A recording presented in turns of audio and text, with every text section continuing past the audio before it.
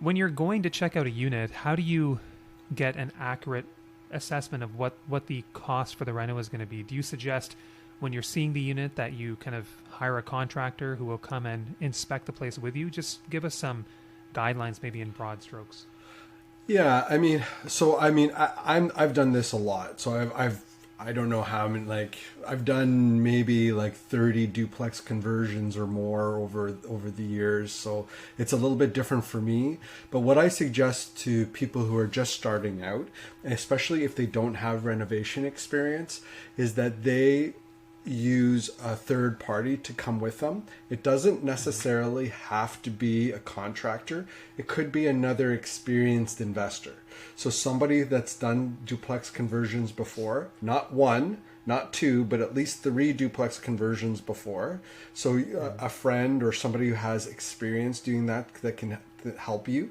The other one would be hiring a contractor to come out and pay them $100-$200 to estimate the cost of the repair or the renovation. Sometimes I even would have 2 or 3 people come out.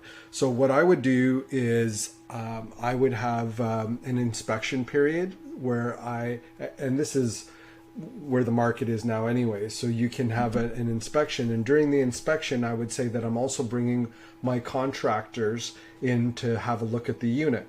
And at that time, I would have back-to-back contractors come in every half an hour, and I would have 2 or 3 come into the same unit to give me quotes. It was sometimes a little uncomfortable because there would be one contractor leaving and another coming in, but I was paying them as well, right? And so it was a way for me to like ensure that they got something out of it, and then I got something out of it, which was the quotes. And that's really at the very beginning. I think that's an easy way of doing it. The other one is estimating by a per square foot cost, right? You could say, what is it going to cost me per square foot to renovate this unit?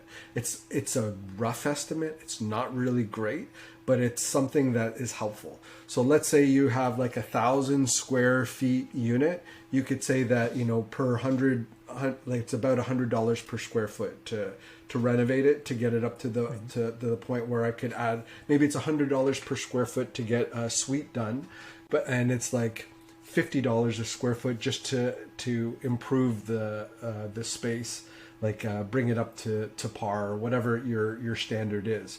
So if you have a per square foot cost, then it's an easy estimate, but it's really just like it's a bulk estimate.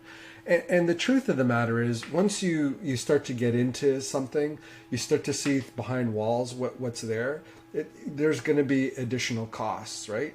So oftentimes we'll add about 10 or 15% just to additional costs. When we're doing duplex conversions, depending on what city we're in, we actually add an additional cost just to deal with the city inspectors. So in Whitby, in Oshawa, we would add an additional 20% because the inspectors were ridiculous. They asked for like over the top stuff.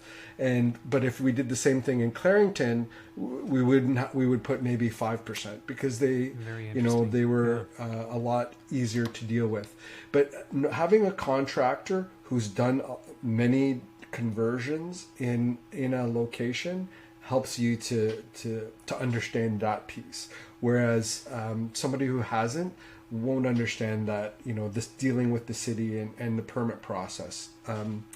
The other thing is when you get a property under contract with a purchase and sale agreement, you should also include a clause that allows you to apply for permits get the seller to apply for permits on your behalf, so that you can cut down the permit wait time.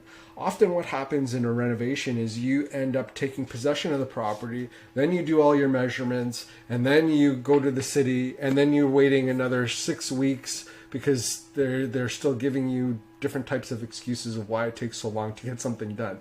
If you, at the purchase and sale time, once you go firm on the deal, you have a clause that says that, you can apply for permits on my behalf to do a basement suite, whatever it is. Then, with that letter, you can go to the city, you can have your measurements during the inspection done.